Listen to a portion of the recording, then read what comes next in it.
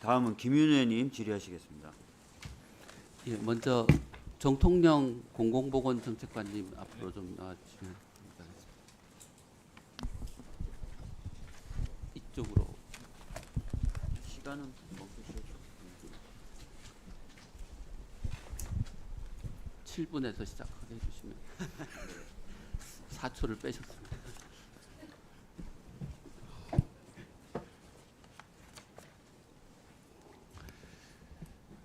예, 주영수 원장님. 네.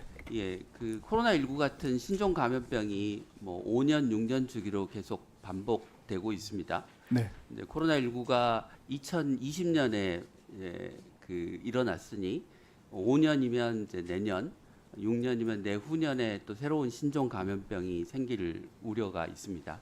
네. 코로나19 대응에서 이제 핵심적인 역할을 한 그 국립중앙의료원장 입장에서 지난 코로나19 유행을 한번 좀 복기해 봤으면 합니다. 슬라이드 보여주시겠습니까?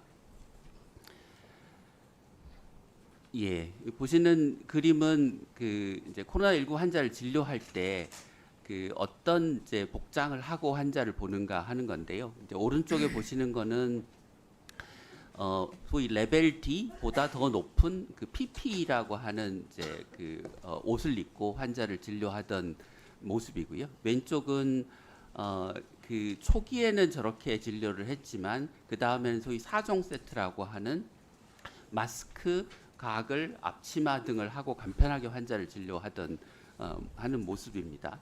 이렇게 복장이 간편하면 그 움직임도 쉽고 뭐 숨을 쉬기도 쉽기 때문에 상대적으로 적은 인력으로 많은 환자를 진료할 수 있습니다. 대부분의 선진국들은 2020년 또는 2021년 초에 소위 4종 세트로 환자 진료하는 것으로 전환을 했는데 우리나라는 오미크론 유행 시기인 2022년 3월까지 소위 레벨 D를 입고 환자를 진료했습니다. 굉장히 비효율적으로 진료를 한 거죠. 왜 이런 일이 벌어졌습니까? 제가 답변. 네. 예, 제가 원장 되기 이전에 코로나 대응에 이제 현장 상황실장으로 일을 해서 이 상황들은 정확히 기억하고 있습니다. 그 과학적인 근거로는 2020년 말 경에 이미 레벨 D까지 되는 걸 굳이 착용하지 않아도 본인과 환자 보호에 크게 문제 없다라고 하는 게 많은 발표들이 있었고요. 그래서 저희 국립중앙의료원은 2020년 제 기억에 11월부터 4종 세트로 바꿔서 환자 진료를 진행을 했습니다. 다만 저희가 질병청과 당시에 이제 이 지침 문제를 상의드린 바가 있었는데 질병청에서는 이제 가장 보수적인 판단을 했던 걸로 제가 기억합니다. 그러다가 혹 이제 전염이 사례가 발생하면 안 된다라는 걸로 아마 2022년 초까지 그게 유지됐던 걸로 제가 알고 있습니다. 질병청의 보수적인 지침 때문에 우리가 상대적으로 환자를 적게 볼 수밖에 없었고 그로 인한 피해가 더 커졌다고 생각할 수도 있겠죠. 예, 저는 짧게. 일하는 분들 입장에서 굉장히 힘든 작업을 했죠. 환자 진료를 했다고 생각합니다. 네, 다음 슬라이드 보여주십시오. 오른쪽에 보시면 뭐 코로나19 유행 때를 기억하시겠지만 늘 유행이 생기면 병상이 부족해서 환자들을 치료를 못하고 심지어 요양원에서는 코로나19로 생명이 위독한 노인들이 그냥 소위 코호트 격리라는 이름으로 코호트 고려장이라고 하는 것을 당했던 기억을 하실 겁니다. 그런데 우리나라는 OECD 국가 평균에 비해서 병상이 2배에서 3배가 더 많고 환자는 다른 나라에 비해서 10분의 1 수준도 안 됐습니다. 그러니까 병상과 환자 수를 비교하면 수십 배의 환자 진료 능력이 있었음에도 불구하고 이렇게 병상 부족을 경험하고 했고 그래서 그 부족한 병상을 결국 복지부는 손실보상금이라고 하는 돈으로 샀습니다. 그래서 8조 원이 넘는 돈을 손실보상금에 쏟아 넣었는데요. 이런 일이 생긴 이유를 뭐라고 생각하십니까, 주영수 원장님? 우리나라 의료 체계가 민간 병상 중심의 체계이고 민간 기관 중심이어서 95%가 민간 병원이고요. 그래서 이런 위기 상황이 발생했을 때 정부가 동원할 수 있는 권한과 역량 면에서 굉장히 어려움이 있었다고 생각하고요. 공공기관은 동원이 됐습니다. 그러나 민간은 결국은 재정적인 측면으로 문제를 풀 수밖에 없는 상황이었다고 생각합니다.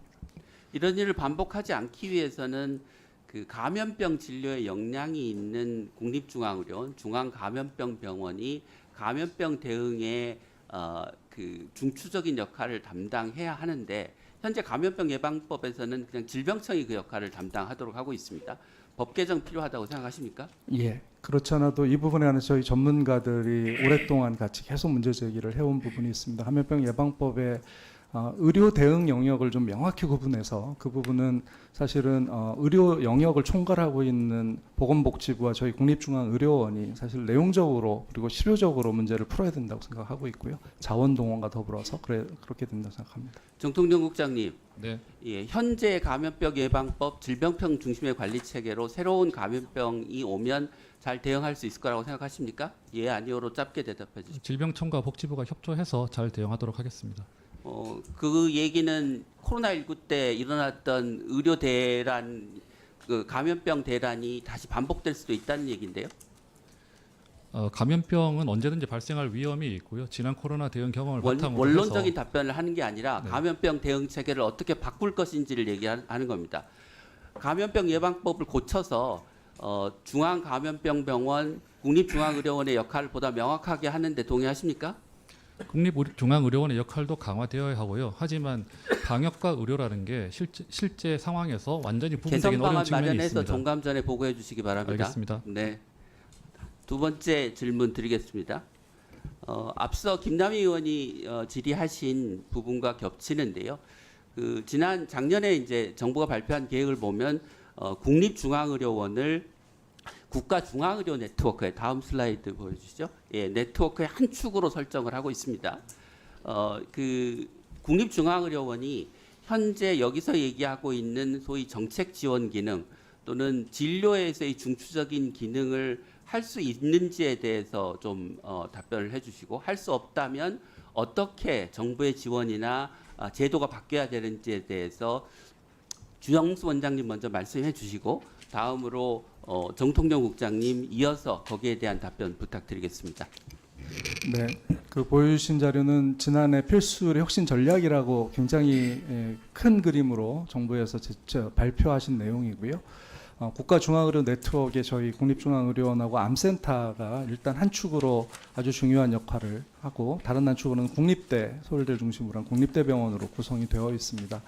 물론 저 현재 60년간 사실 지원이 매우 좀 부족해서 임상적 역량이 저희가 많이 떨어져 있는 건 사실입니다만 임상 역량 강화하는 방향으로 저희 지원이 좀 많이 필요하고 물론 신축 이전이 그 기회를 만들어낼 거라고 저희가 생각하고 있습니다. 그래서 앞으로 신축 이전이 효과가 있을 만큼으로 더 저희 지원을 요청드리는 바이고요.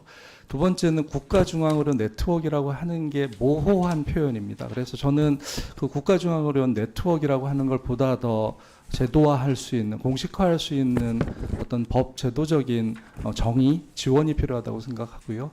그래야만 아마도 실제로 저희가 국가중앙의료 네트워크의 핵심 기관으로서 역할을 할 수 있을 거라고 생각합니다. 네, 지금 저희가 그 정부의 그 공공보건의료와 관련된 어떤 정책적인 기능에 대해서는 이제 저 중앙급의료 센터를 포함해서 뭐 공공보건의료 지원센터 등 이제 국립중앙의료원에 정부 사무를 위탁해서 수행하고 있는 것들이 이제 상당히 많고요.